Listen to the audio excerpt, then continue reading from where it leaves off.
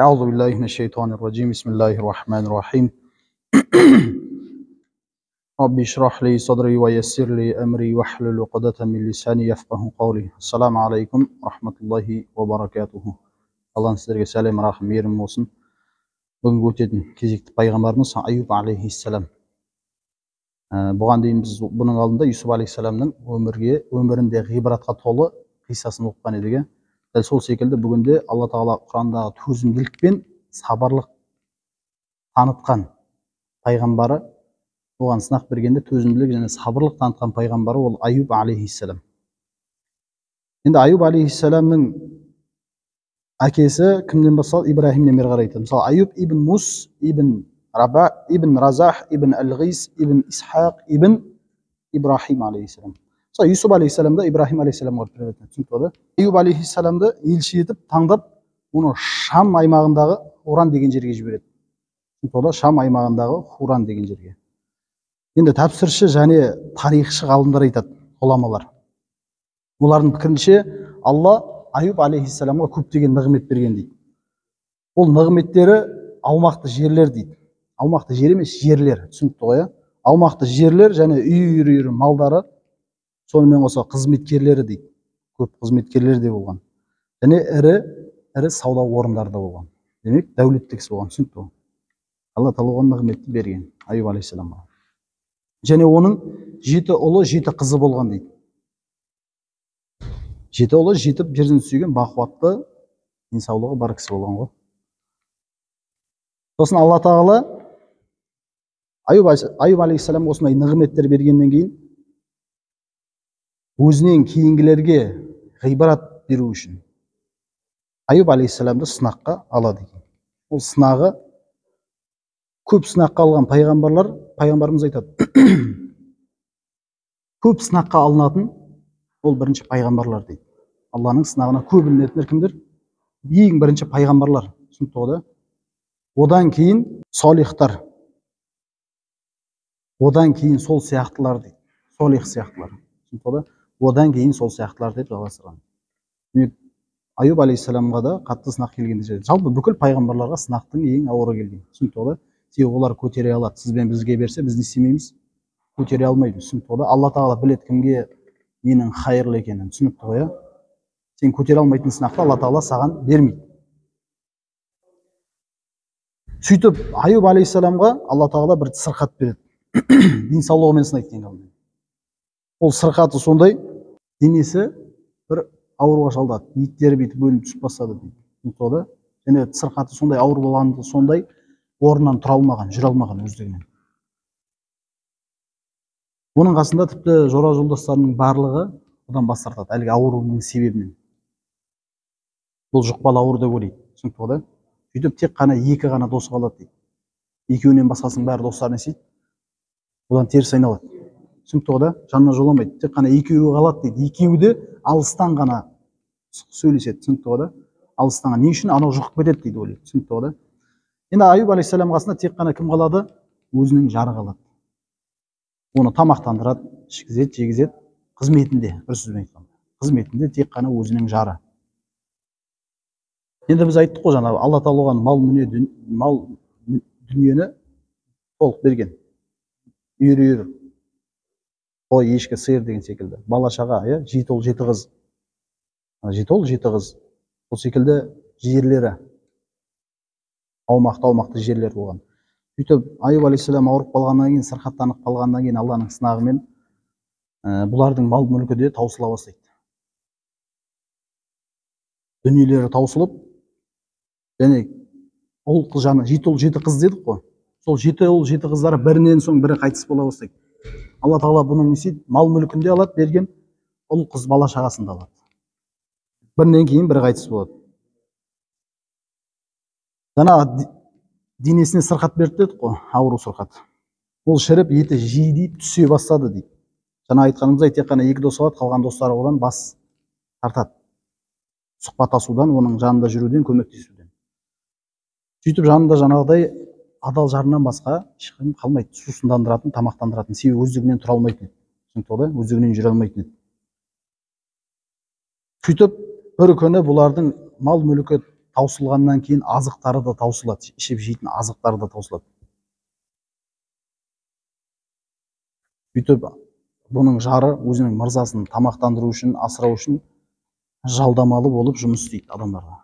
Қол астында, түсінікті ғой, күн көру үшін өзі. Сөйтіп жалғастырады өзінің ризығын табуда және Аюб алейхиссалам сусындандыруда, тамақтандыруда осылай жасайды қызметін. Өзі жалданып жұмыс істеп, тапқан ақшасына азық-түлік әкеледі. Енді Аюб алейхиссаламның сырқаты 18 жылға созылған дейді, дәл осылай. Түсіндіңдер ме? 18 жылға созылған. Осындай деректе айтылған. Ол ешкімге, Аюб алейхиссалам бұл сырқатын шағымданып ешбір адамға айтпаған, тіпті өзінің жарына да айтпаған, шағымданбаған. Түсінікті ғой? Бұл ауруына, ол дерті сондай ауру болса да, несімеген бір рет шағым айтпаған, 18 жыл болса да. Сөйтіп жұбайы оған бір күн айтады өзінің мырзасына: егер Раббыңа дұға қылсаң, сені бұдан құтқарар еді дейді. Сонда Аюб алейхиссалам Алла тағаладан бір 18 жыл бойы сырқатқа ұшыраса, 18 жыл бойы Алла тағаладан шипа сұрамаған. Түсінікті ғой? Себебі Алланың берген тағдырына разы. Түсіндіңіздер ме? Енді сол кезде айтады Аюб алейхиссалам: біз қанша жыл, жұбайына айтып жатыр, біз қанша жыл молшылықта өмір сүрдік дейді жұбайына. Сол кезде айтады 70 жыл дейді. Түсіндіңіздер ме? Қанша жыл молшылықта өмір сүрген екен? 70 жыл. Сырқаттанған жылы 18 жыл. Түсінікті ғой? Сонда Аюб алейхиссалам айтады: мен молшылықта өмір сүргенімде дейді, өмір сүргенімдей 70 жыл ма? 70 жыл өмір сүргенімдей уақытқа менің ауруым созылмаса, мен Алладан шипа сұрауға ұяламын. Түсіндіңіздер ме? Әлі 18 жыл деп тұр. Мен осындай 70 жыл молшылықта өмір сүрдім. Енді мынандай Алланың берген тағдырына мен осындай наразылық танытып қойдан қорқам деген мағына ғой. Мен ұяламын дейді Алладан шипа сұрауға. Түсіндіңіздер ме? Сөйтіп шипа сұрамаған Алладан. Сол кезде жұбайы үмітсіздікке ұшырап не істейді? Ана сөзді айтып қояды дейді: бұл сынақ қашанға дейін созылады деп сәл не істеді? Айтып кетті. Түсінікті ғой да? Сәл шеңберден шақырып кетті деген сөз. Бұл сынақ қашанға дейін созылады екен деп. Сол кезде Аюб алейхиссалам ашуланып, егер осы дертімнен жазылсам, аяғымнан тұрсам, Алланың қалауымен, саған 100 дүре соғам деген екен сол кезде. Ашуланып не істейді? Бұл сөз үшін саған 100 дүре соғам, егер ауруымнан айықсам дейді. Сөйтіп Аюб алейхиссаламның халі күннен күнге нашарлай береді дейді. Нашарлаған үстіне нашарлай береді. Біраз күн аштықта өмір сүреді Аюб алейхиссалам мен жұбайы. Себебі адамдар бұл жұбайын жұмысқа алудан да бас тартты дейді. Себебі күннен күнге бұл ушығып баратқаннан кейін дерті, ол ойлады дейді адамдар. Бұл ауру жұқпалы ауру деп. Енді әйелі жанында жүр ғой. Біздің қасымызға келіп қызмет атқарса, бұның ауруы бізге де жұғады деп қорқып, бұны жұмысқа алуға бас тартады бәрі. Жұмысқа да алмайды. Сөйтіп бір күн бұл азық-түлік барлығы таусылады. Аюб алейхиссаламның жұбайы, жары өзінің бір бұрымын сатып азық алып келеді. Бұрым деген түсінікті ғой, шашын бір жағын, бір бұрымын сатып азық алып келеді соған тынында. Аюб алейхиссалам бірінші күні жейді. Бұл азық біраз күннен таусылады. Екінші күні де азық алып келеді. Екінші бұрымын сатып. Екінші күні келесіде несейді, екіншісінде екінші бұрымын сатып алып келеді азық. Сол кезде Аюб алейхиссалам сұрайды: мұны қайдан алдың дейді. Бұл нәрсе сені жұмысқа қабылдаудан бас тартса, сен ақшаны қайда алып жатсың? Мұны қайдан алдың? Біреуге жалданып қызмет жасап жүрсің бе дейді. Сол кезде жұбайы жоқ деп жауап береді. Кейін ант ішеді: сен әкелген асты мен ішпеймін, егер сен маған бұны қайдан алғандығыңды айтпасаң дейді. Сол кезде өзінің орамалын шешіп, бұрым басын көрсетеді. Сол кезде түсінеді, екі бұрымы жоқ. Сол кезде Аюб алейхиссалам сол кезде дұға еткен екен Раббысына. Құран аятында: «Анни массанияд дурра ва анта архамур рахимин». Маған бір пәле келді. Раббысына дұға жасап отыр. Маған бір пәле келді, сен рахым қылушылардың ең рахымшылысың деп үн қатты дейді. Бұл кезде де не істемеген? Алла тағаладан шипа сұрамаған. Түсіндіңіздер ме? Мағынасында маған бір пәле келді деп отыр. Сен рахым қылушылардың ең рахымшылысың. Бәлки не сұрап отыр? Тек кешірім сұрап отыр. Түсіндіңіздер ме? Бұл жерде де Аюб алейхиссаламның Алладан шипа сұрамағандығы жайлы айтады. Бұл Анбия сүресінің 83 аятында айтады. Және тағы бір аятта айтады. Бұл Сот сүресінің 41-ші аятында айтады: "Астағфирулла вазкуру абдана айюба изнада раббаху". Пайғамбарымыз айтып отыр Құран аятында: "Құлымыз Айюбты есіңе ал". Айюб алейхиссаламды есіңе ал. Сол уақытта Раббысына Айюб алейхиссаламның айтқанын айтады: "Анни массания шайтану би нусбин ва азабин". Мені шайтан бейнетпен, қараңыздар, осы жерді дұрыстап тыңдаңыздар, мені шайтан деп жатыр. Бейнетпен азапқа ұшыратты дейді. Осылай деп үн қатты деп айтып жатыр Алла Тағала. Бұл жерде де не істемеген? Мені шайтан деп жатыр. Негізі ауруда, пайдада, шипада кімнен? Алладан ғой. Бұл жерде не деп жатыр? Мені шайтан деп жатыр. Түсіндіңіздер ма? Мені шайтан бейнетпен азапқа ұшыратты деп жатыр. Енді, яғни ол бейнетпен азапты тек шайтанға теледі дейді. Алланы бұл жерде пәктеді дейді. Түсіндіңіздер ма? Негізі шипада, сырқат, ауруда барлығы неден? Алладан. Ал Айюб алейхиссалам Алланы бұдан пәк етіп көрсетті дейді бұл сөзімен. Сондықтан дұға еткенде жамандық саған тиесілі емес деп айтамыз. Түсіндіңіздер ма? Дұғада Алла Тағала жамандық саған тиесілі емес. Бәлки Алла Тағала дұрыс жаңа айтқанымызда енді осы жерде түсініп алу керек. Алла Тағала жақсылықты да жамандықты да жаратқан Алла. Бүкіл нәрсені жаратушы Алла. Дұрыс па? Жамандық беруші де Алла. Бір сынақ. Бізге не болып көрінуі мүмкін ол? Бізге ұнамайтын нәрсе жаман нәрсе болып көрінеді. Дұрыс қой? Енді бұл жерде түсіну керек. Бұл саған берілген сынақта Алланың мейірімі, Алланың махаббаты. Түсінікті ғой? Алла Тағала саған бір сынақ берді ме, демек саған бір дәрежені қалап жатыр деген сөз. Саған бір сондай биік дәрежелерді қалап жатыр. Себебі Алла Тағала не істемейді? Пендесіне жамандық қаламайды. Түсіндіңіздер ма? Алла Тағала мүлде пендесіне жамандық қаламайды. Ал бізге ол не болып көріне береді? Жамандық сияқты болып көріне береді. Сондықтан біз жамандық деп кейде айтып қоямыз. Сондықтан жамандықта жақсылықта Алладан деп айтамыз. Түсінікті ғой да? Негізі ол жақсылық. Мысалы, ауырып қалуында саған жақсылық емес қой, негізі былай түсінетін болса. Дұрыс қой? Сырқаттанып қалсаң, қатты не болады бұл саған? Жамандық қой, бір сөз айтқан. Ол негізі саған кафарат, тәубе етсең, шүкір етсең, соған сабыр етсең. Түсінікті ғой? Сен күнәларыңа кафарат, және саған не? Дәреже, иншалла. Енді Айюб алейхиссалам осылай біраз уақыт не істеді? Ұрпақтарын алды, мал мүлкін алды, дін саулығымен сынады, тіпті қасында жора жолдас достарын не істеді? Одан бас тартып кетті. Тек қана жанында сабыр қылып, жары ғана қалды. Сөйтіп Алла Тағала осы дұғадан кейін оның үндеуіне жауап қатты дейді. Яғни жауап берді Айюб алейхиссалам. Жаңа дұға жасады ғой, маған шайтан бейнетпен азап, мені шайтан бейнетпен азапқа ұшыратты дейді. Осыдан кейін жауап берді дейді Алла Тағала. Сот сүресінің 42-ші аятында айтады. Сол кезде Алла Тағала не дейді? Аяғыңмен жерді теп деді. Аяғыңмен жерді теп, міне саған шомылатын әрі ішетін сусын деп айтады. Ол салқын су. Ішетін салқын су деп айтады. Осыны айтады, ғұламалар айтады. Айюб алейхиссалам бұл суға шомылған уақытта денесіндегі ауру бар ғой, сол ауруынан сауықты дейді. Ал ішкен кезде ішкі дерттерінен сауықты дейді. Түсіндіңіздер ғой да? Бұл тәпсіршілердің айтуы.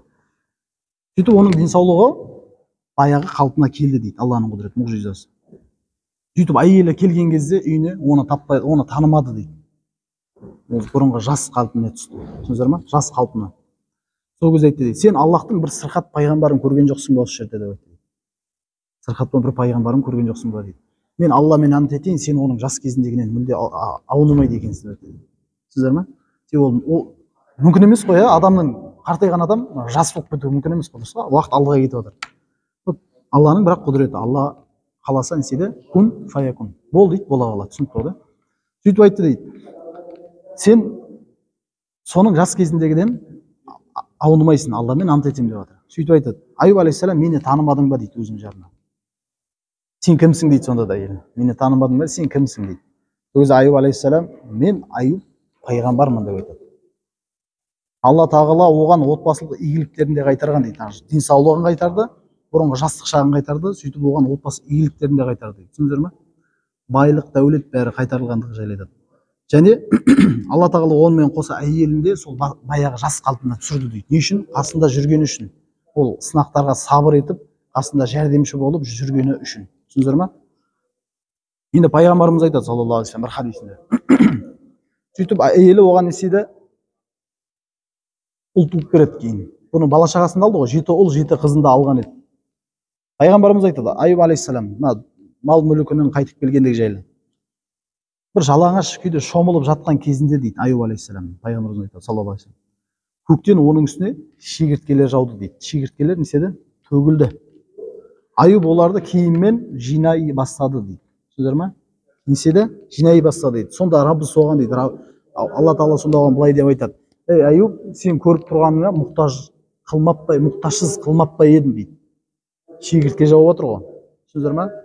Ол шегірткені не үшін жинап жатқандығын қазір айтамыз. Себебі ол не? Алтын. Түсіндіңдер ме? Алтын шегірткелер жауып отыр. Сонда жинап жатқан кезде алла тағала айтады: сені бұған мұқтажсыз қылмап па едім дейді. Сол кезде Аюб алейхисалам айтады: әрине құдіретіңмен ант етемін дейді алла тағалаға. Құдіретіңмен ант етемін, бірақ мен өзіңнің берекетіңе мұқтажсыз емеспін дейді. Түсіндіңдер ме? Алла тағала не деді? Алтын төгіп үстінен шегіртке, алтыннан болған шегірткелер төгіп, сені бұған жинап жатқанда сені бұған мұқтажсыз етпеп пе едім дейді. Сол кезде Аюб алейхисалам айтады: әрине, мен сенің берген ризығыңа, берекетіңе мұқтажбын дейді. Түсіндіңдер ме? Сөйтіп жинады дейді. Сен беріп жатсың ғой бұны маған дейді. Мен соған мұқтажбын деп жатыр. Түсіндіңдер ме? Сөйтіп ол шегірткелерді Аллахтың берекеті деп жинаған дейді Аюб алейхисалам. Бұдан түсінетініміз. Енді бұл Аюб алейхисалам сырқат кезінде не істеді? Жұбайы айтып қойған кезде, бұл сырқат қашанға дейін созылар екен деген кезде ант шығып қойды ғой. Ант шығып не деді? 100 дүре саған соғам деді. Алла тағала бұған да жеңілдік берді деді. Қолыңа бір топ ши алып, сонымен бір ақ рет ұрды деді. Түсінікті да? 100 рет деді ма? Демек 100 шиді жинайды да бір ақ рет ұрады. Демек неше рет тұрған болады? 100 рет тұрған болады. Айтқан антында не істеді? Тұрды, орындады. Түсіндіңіздер ғой? Аюб алейхисалам Раббысына маған бір бәле келді, сен рақым қылушылардың ең рақымшылысың деп үн қатқаны дейді. Сонда тілегін қабыл алып Алла тағала сол кезде ғана бұған дертіне шипа берді дейді. Жаңа айтқан аятымыздан кейін. Және оған мал мүлкін барлығын қайтарып бергендігі жайлы айтады. Тіпті әйелінің бұған 26 ұл қыз туып бергендігі жайлы айтады кейін. Жаңағы Аюб алейхисалам жастығын қайтарды, денсаулығын қайтарды, мал мүлкі дүниесін қайтарды. Және өзінің жұбайында оның жанында көмектесіп, сынағына сабыр еткені үшін оны да жас қалпына қайтарды дейді. Сөйтіп, ол Алланың қалауымен Аюб алейхисаламға 26 ұл қыз туып берді дейді. Түсіндіңіздер ме? Алланың берген үміті. Алла тағала Құранның аятында айтады, Сот сүресінің 44-ші аятында айтады, сауызбілді мағынасын айтайық, шынында оны сабырлы көрдік дейді. Аюб алейхисаламды. Ол не деген жақсы құл еді, ол өте бойынсұнғыш деп осындай Құранда оны зікір еткен екен Алла тағала. Дәрежесін биіктетіп асқақтатып. Түсінікті ғой? Және Алла тағала осындай сынақ бергеннен кейін оған міндетті түрде әжір сауабын беретіндігі жайлы айтады. آخر دعوانا أن الحمد لله رب العالمين اللهم رب زدنا علما اللهم رب زدنا علما اللهم يسر ولا تعسر وبتعمل بالخير برحمتك